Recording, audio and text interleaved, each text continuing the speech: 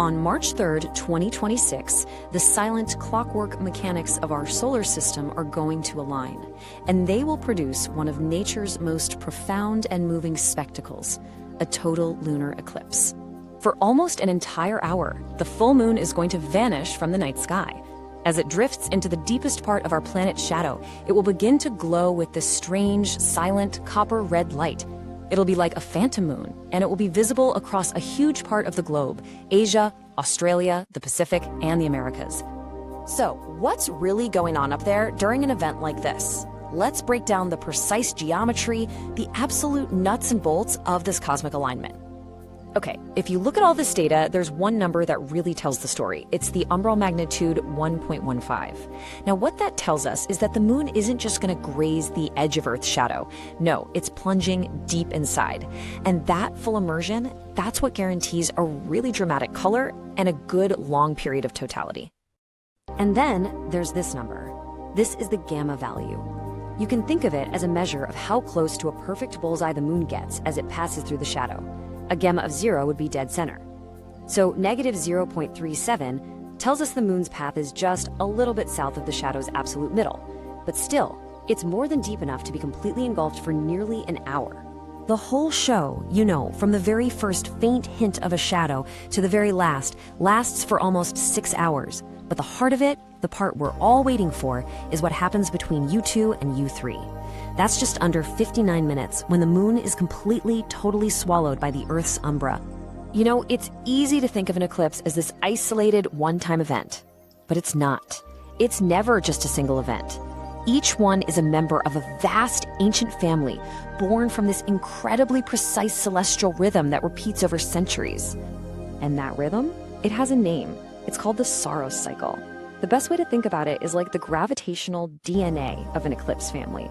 It's this repeating pattern, just over 18 years long, that dictates exactly when and how these cosmic shadows are going to fall.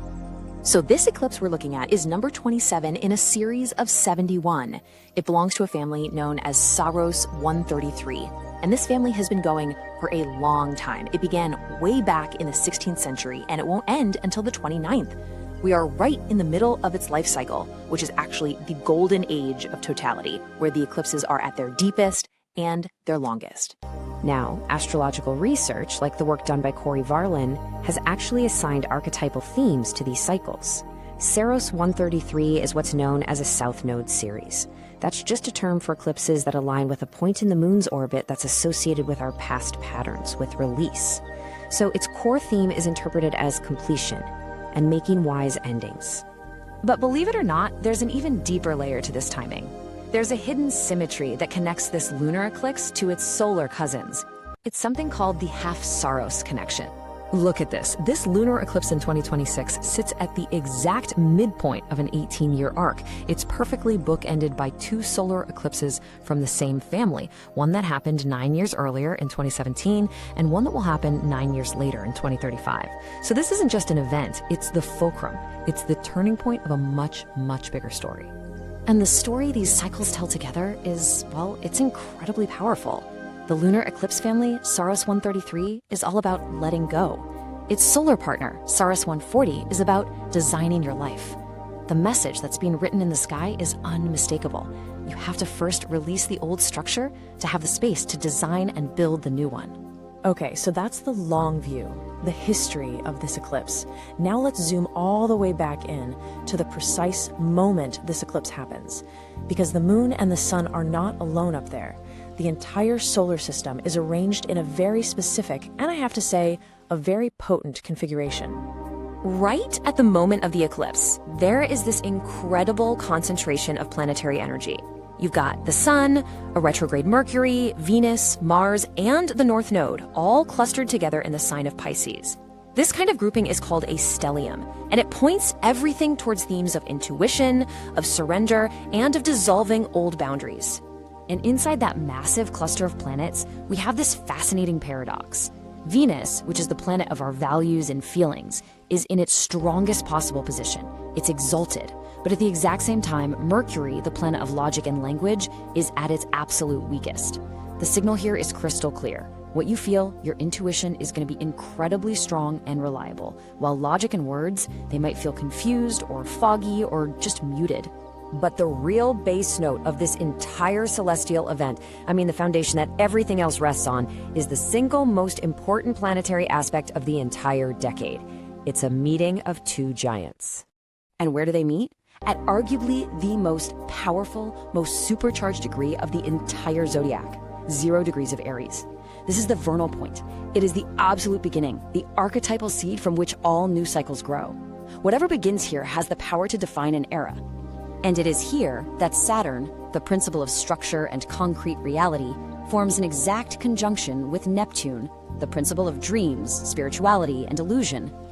This is one of those moments where long-held structures can just dissolve into mist. Or, on the flip side, where a lifelong dream can finally crystallize into a tangible form.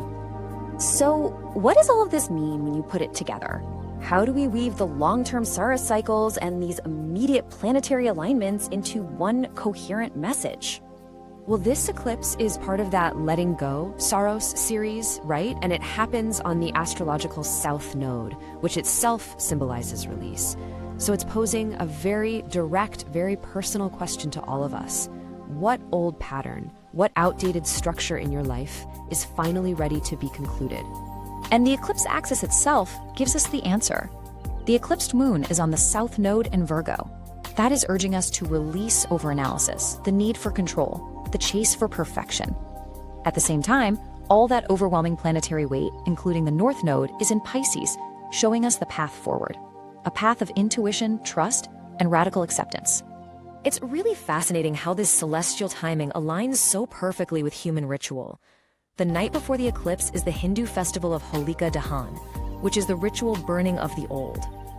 The day of the eclipse brings the silence, the release. And the day after is Holi, the festival of colors and rebirth. It's a 3-day sequence written right into the calendar. Burning, stillness, and new beginnings. And this really brings us to the core of it all. This isn't about mysticism. It's not about being a victim of the cosmos. It is about the elegant, predictable, beautiful mathematics of our solar system. Every degree, every cycle, every alignment tells a story of endings and beginnings. And it's all written in the precise geometry of light and shadow. The only real question is, what part of that story are you going to choose to live?